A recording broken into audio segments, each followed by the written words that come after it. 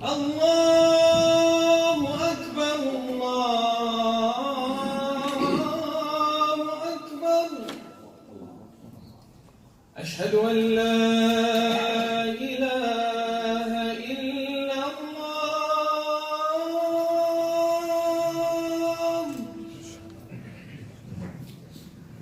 أشهد أن لا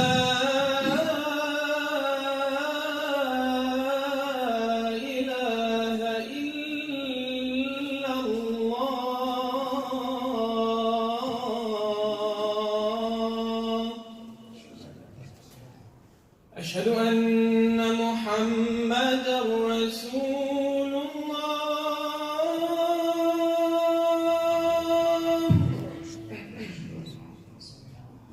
أشهد أن محمدا رسول الله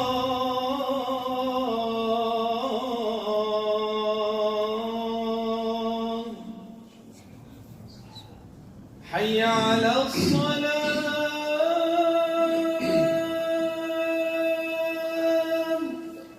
لا حول ولا قوة إلا بالله. حي على الصلاة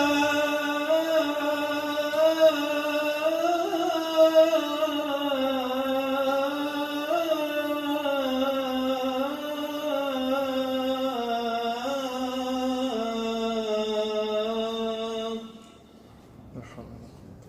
حي على الفلاح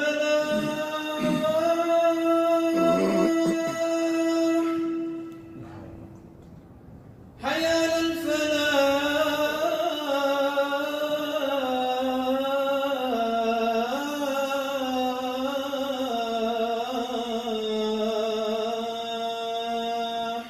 لا حول ولا قوة إلا بالله. الله أكبر الله أكبر الله أكبر الله. لا إله إلا الله لا إله إلا الله.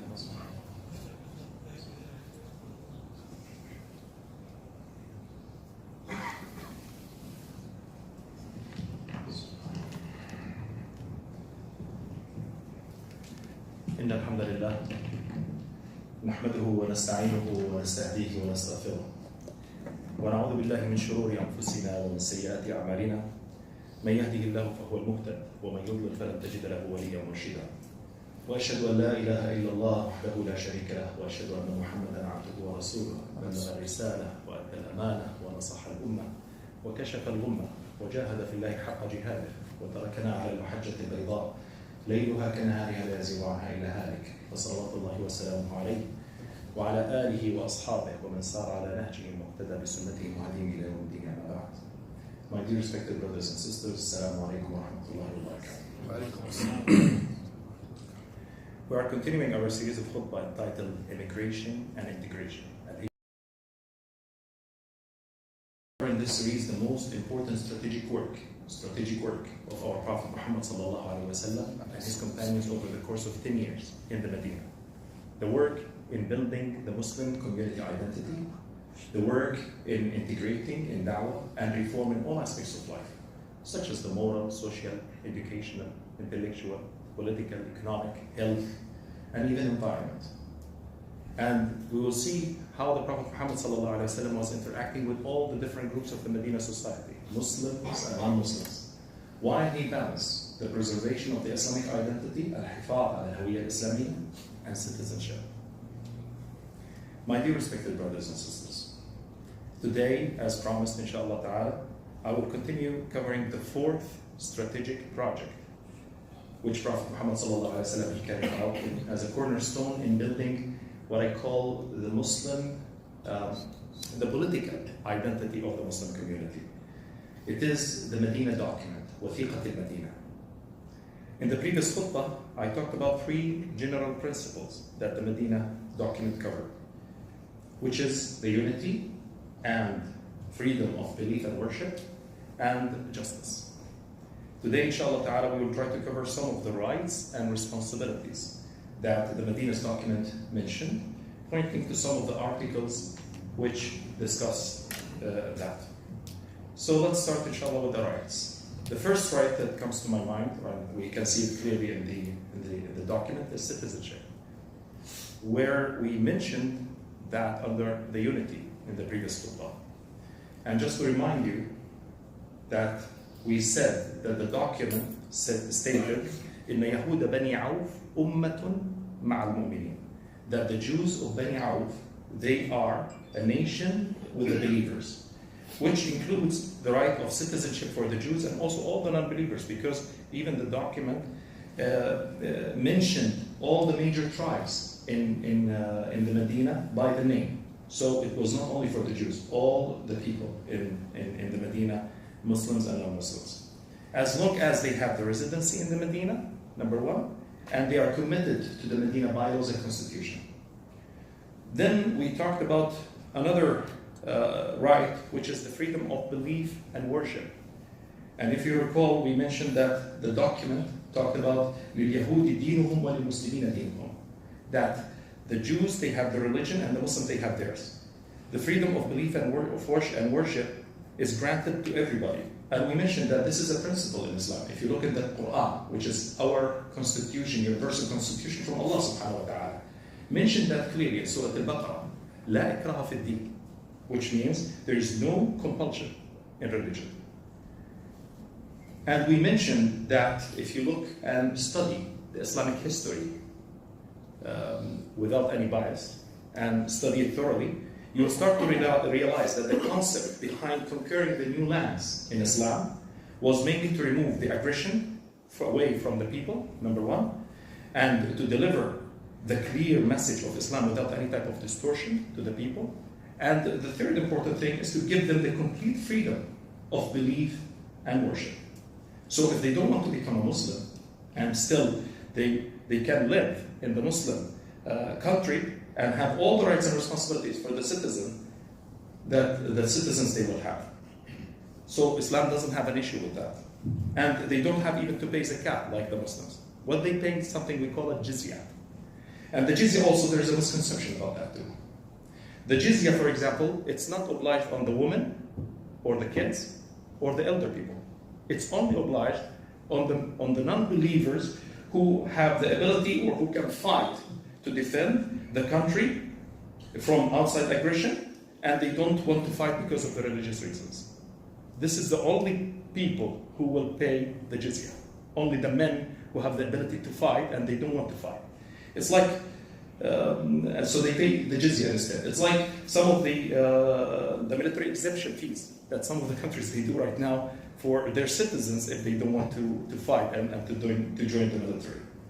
And the minute that the non-believer decide and took the decision to fight with the Muslims, to defend, only defending, not to all go with the Muslims to conquer. No, the Muslims, they don't want him to be with them on any conquering. They are talking about defending your country now that you are living in it as a citizen. So the minute he will start to take the decision that he will defend the country, the jizya will drop. And I learned that actually from Surah ibn Umar when he dropped the jizya on the people of Armenia, and that was on the 22nd of the Hijrah. Also, I learned that when they fought with the Muslims to defend the country. And also from Habib ibn Maslam al-Fihri, when he dropped that on the people of Antakya.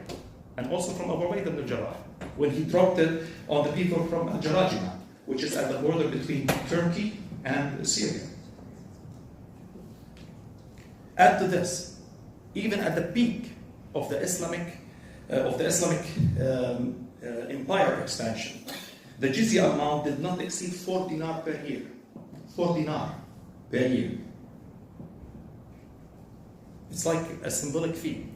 It's not basically, they don't want money from the people. It's just a symbolic fee.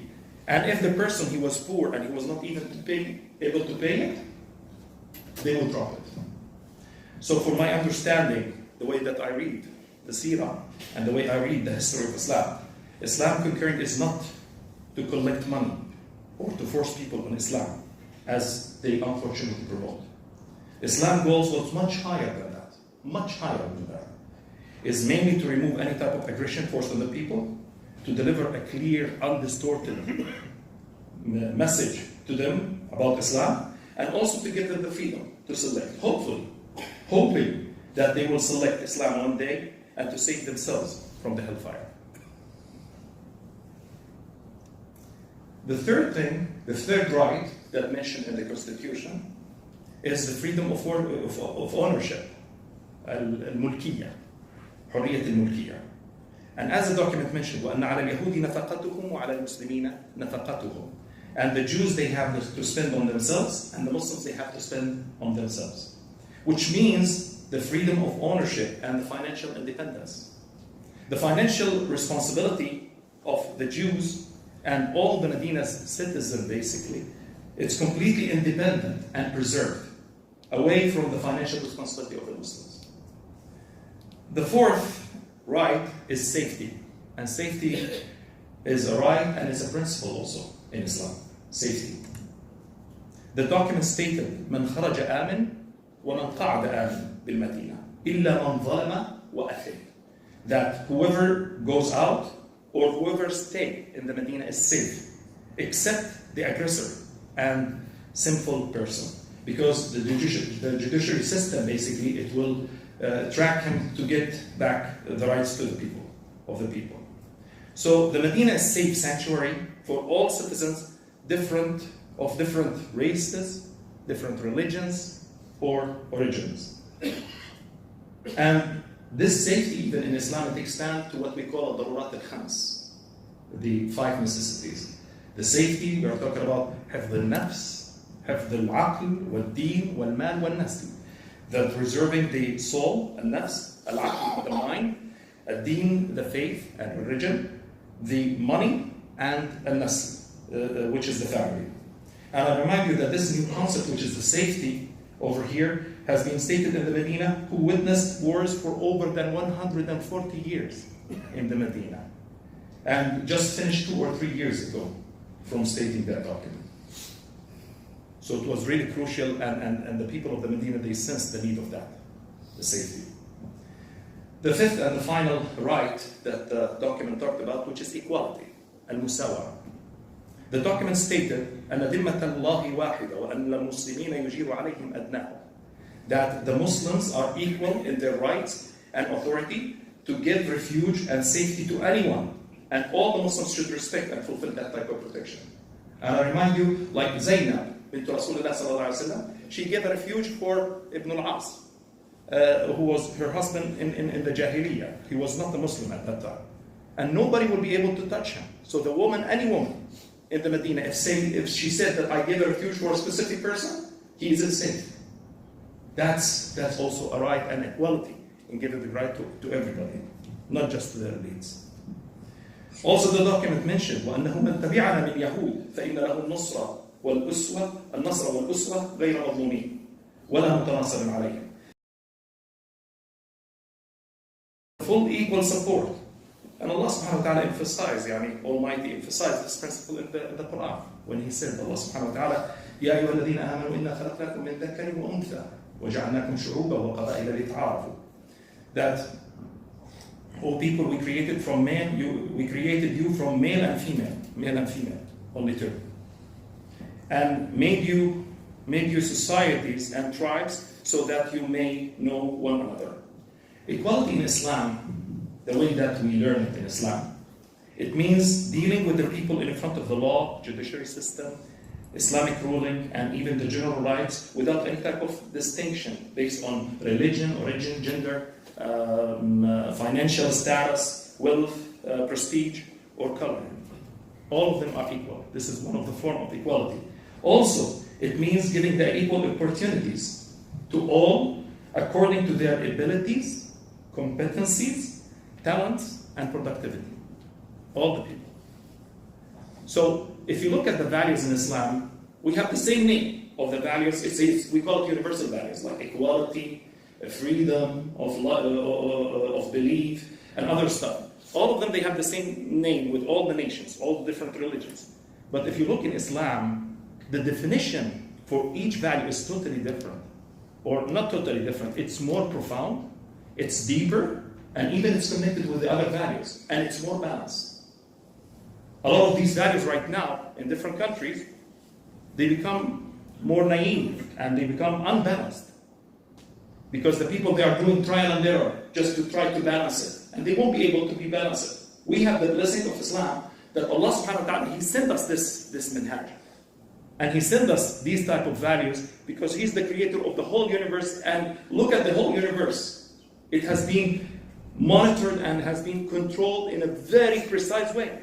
So even the values, which is reflected in our religion, it's balanced, fully balanced. And we have a message over here to deliver to the people. When they become imbalanced in their values, to return back to the balanced forms of these values. And that's part of the da'wah. Those are some of the rights that the document covered. So let's highlight, inshallah, some of the responsibilities that the Madinah's document covered. The first responsibility is respect the authority and the rule of law. The Muslim, their supreme authority is Allah subhanahu wa ta'ala and His Messenger, sallallahu alayhi wa sallam. And this is one of our principles. It mentioned in the Quran, and also the Prophet sallallahu alayhi wa sallam, he mentioned it in the document. In the document it mentioned, said, وَأَنَّهُ مَهْمَا اخْتَلَفْتُمْ فِيهِ مِنْ شَيْءٍ فَإِنَّ مَرَدَّهُ إِلَى اللَّهِ وَإِلَى مُحَمَّدٍ صلى الله عليه وسلم. And any matter that you have a dispute about it, refer it back to Allah subhanahu wa ta'ala and His Messenger for the final say and judge. And this is a confirmation that the supreme judicial authority in the Medina to settle any type of dispute is Allah and His Messenger, sallallahu alaihi wasallam. And according to this document, all the people in the Medina accepted that, including the Jews and the non-believers. And by the way, the Jews we mentioned before, that they have also their own judiciary system if they want to do the judging among themselves based on the Torah. Islam gives them the ability to do they have their own courts, referring to the Torah, to release any type of dispute among them, except in two cases I mentioned, except when the problem is significant and its effect could go beyond the Jews community, and the second thing, if the Muslim is involved in that specific issue. In that case, they have to move it to the Islamic judiciary. That was the first responsibility. When I looked at the other responsibility and duties that has been mentioned in the document, I found a common factor among them. This factor is basically, all of them are within what I call social responsibility. So if you look at the social solidarity, this is one of the responsibilities. Preventing internal aggression, society security, and even giving advice. Those four, right, the responsibilities, you will find that a common factor among them is what we call the social responsibility. In Islam, social responsibility does not finish and end by choosing the leader or the authority. Actually, instead, it goes beyond that to some of the following responsibility. Let me explain over here some of these responsibilities. Social solidarity, for example. Social solidarity, you are talking about 20% of the articles which is mentioned in the document. The document has 47 articles, so you're talking about 10, almost like 10 of those articles. It was talking about the social solidarity, which means that the Islam uses the tribes as a way to do the financial support if any issue happens, especially if somebody killed another person by mistake. In that case, he has to pay what we call a diya, and the diya is really big. So sometimes the person cannot handle it. So Islam did not reject the tribalism entirely. Rather, it utilizes the sum of the tribe positive functions to carry the meaning of social solidarity, especially on the financial support for their members. So the financial solidarity begins with the family. So the family, they have to take the burden and to help their member to pay that diya.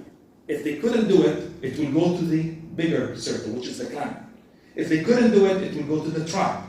If they couldn't do it and fulfill that payment, in that situation, it will become as a responsibility for the community. So this is how the Prophet ﷺ organized this inside the Medina. Another type, which is preventing the internal aggression. The document stated, وَأَنَّ الْمُؤْمِنِينَ الْمُتَّقِينَ أَيْدِيهِمْ عَلَى كُلِّ مَنْ بَغَى مِنْهُمْ وَأَنَّ أَيْدِيهِمْ عَلَيْهِ جَمِيعًا وَلَوْ كَانَ وَلَدَ أَحَدِهِمْ.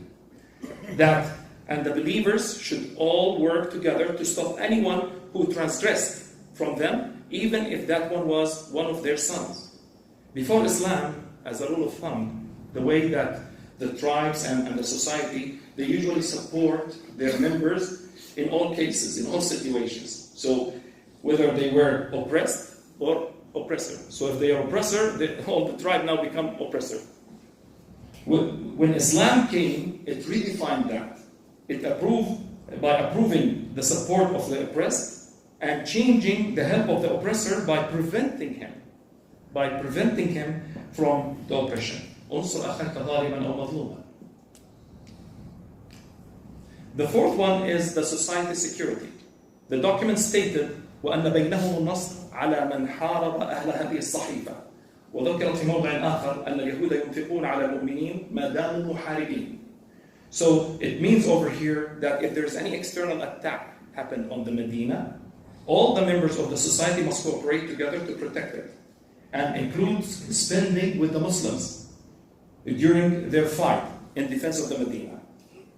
So subhanAllah, as you see over here, when I mentioned the rights and the responsibilities, you'll see that from these articles that it shows that no party is different from the other, and no party feels that is stranger in this society. Rather than everyone, without exception, participate in protecting and defending their homeland. أسأل الله تعالى أن يعلمنا ما ينفعنا وينفعنا بما علمنا وأن يجعلنا مما يستمعون قوله يتبعون أحسنه. أقول قولي هذا وأستغفر الله لي ولكم فاستغفروه فيفوز المستغفرين. استغفر الله.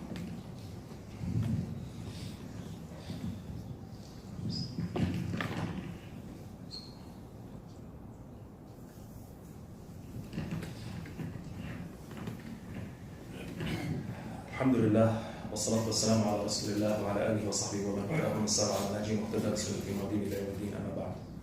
My dear respected brothers and sisters, as usual I will conclude the subject of my khutbah today, which is about the Madinah document, with a set of lessons learned, recommendations, and even some of the proposed projects, in a way to transfer these type of abandoned sunnahs and abandoned practices, and to move it from the theoretical dimension to the practical reality.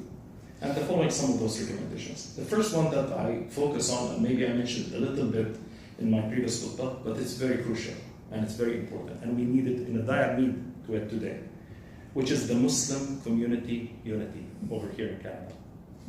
Muslim community unity. We are in a dire need today for what I call ummah fiqh, and I repeated that in multiple of my khutbah. We need ummah fiqh, and to focus it more than focusing on the minority fiqh. Especially when we are talking about tackling the significant and big projects, significant issues and big projects, such as Islamophobia. Or when we talk about what they teach our kids in the public schools, from principles that contradict our Islamic and principles and Islamic values. So these are big projects, cannot be handled by one organization. We should work all together. We should learn how to work as an ummah. We should revive this concept, the concept of ummah. Otherwise, we will not be able to solve it. We cannot solve these type of issues and achieve these type of big projects in the minority mindset. We need to do a paradigm shift. We need to shift to the ummah mindset, the same mindset that the Prophet ﷺ and his companions they had. Regarding Islamophobia, those who are Islamophobic, they don't differentiate between your son and my son. They don't differentiate between a Muslim who pray in Ad-Dar or MNN or ICCO or ISNA or ICNA.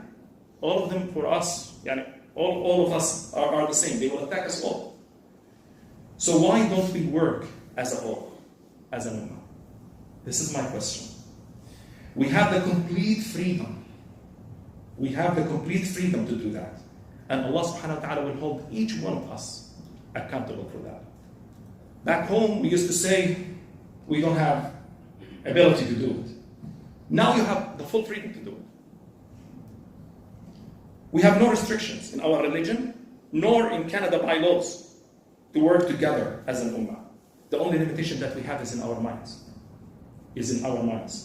And what we imported with us from inherited local cultures that we experience in our countries. We need to look beyond our mosques, our centers, and our schools' walls.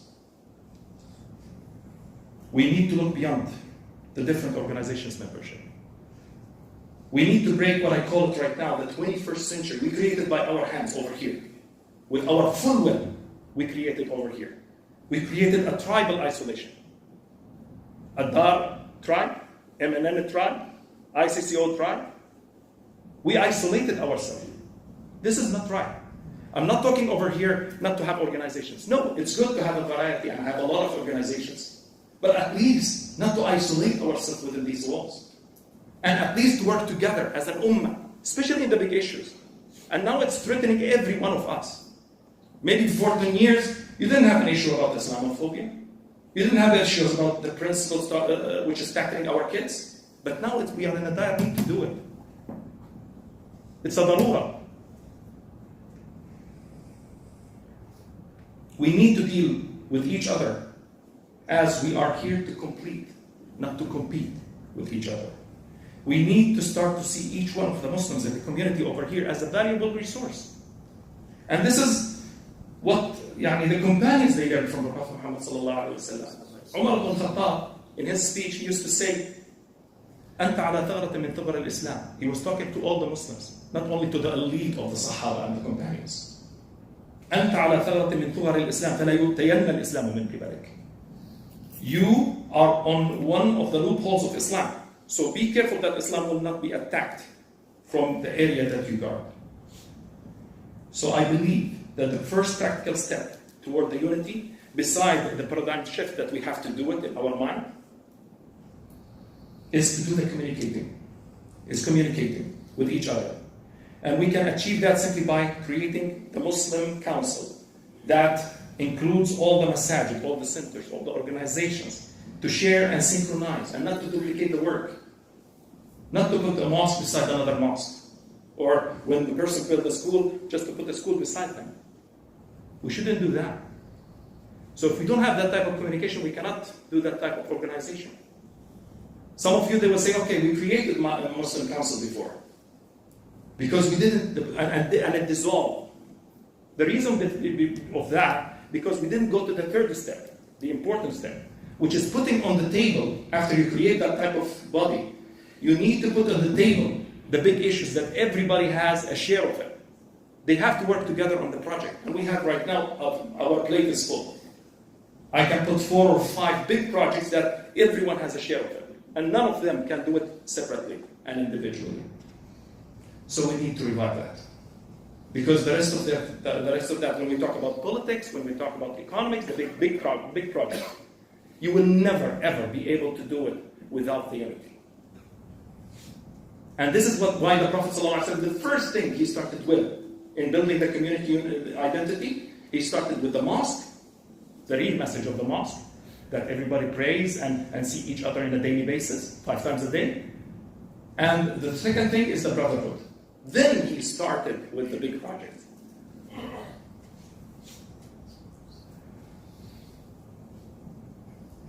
أسأل الله عز وجل أن يجعلنا ممن يحيون سنة نبينا محمد صلى الله عليه وسلم في جمع قلوب المسلمين على طاعته ونصرة دينه ومن مرجعهم لكل أمورهم كتاب الله وسنة رسوله صلى الله عليه وسلم. إن الله وملائكته يصلون على النبي يا أيها الذين آمنوا صلوا عليه وسلموا تسليما. اللهم صل وسلم وبارك على نبينا محمد وعلى آله وصحبه وسلم تسليما كثيرا. اللهم اجعل اجتماعنا هذا اجتماعا مرحوما واجعل تفرقنا من بعده تفرقا معصوما ولا تجعل فينا ولا من بيننا شقيا ولا محروما. اللهم اهدنا واهد بنا واجعلنا سببا لمن اهتدى. اللهم انا نسالك ان تجعل خير اعمالنا اواخرها وخير اعمالنا خواتيمها وخير ايامنا يوم لقائك. اللهم انا نسالك من الخير كله عاجله واجله ما علمنا منه وما لم نعلم ونعوذ بك من الشر كله عاجله واجله ما علمنا منه وما لم نعلم. اللهم انا نسالك من خير ما سالك منه نبيك وحبيبك محمد صلى الله عليه وسلم ونعوذ بك من شر ما استعاذك منه نبيك وحبيبك محمد صلى الله عليه وسلم. إن الله يأمر بالعدل والإحسان وإيتاء ذي القربى وينهى عن الفحشاء والمنكر والبغي يعظكم لعلكم تذكرون فاذكروا الله العظيم يذكركم واشكروه على نعمه يزدكم ولذكر الله أكبر والله يعلم ما تصنعون وأقم الصلاة. لا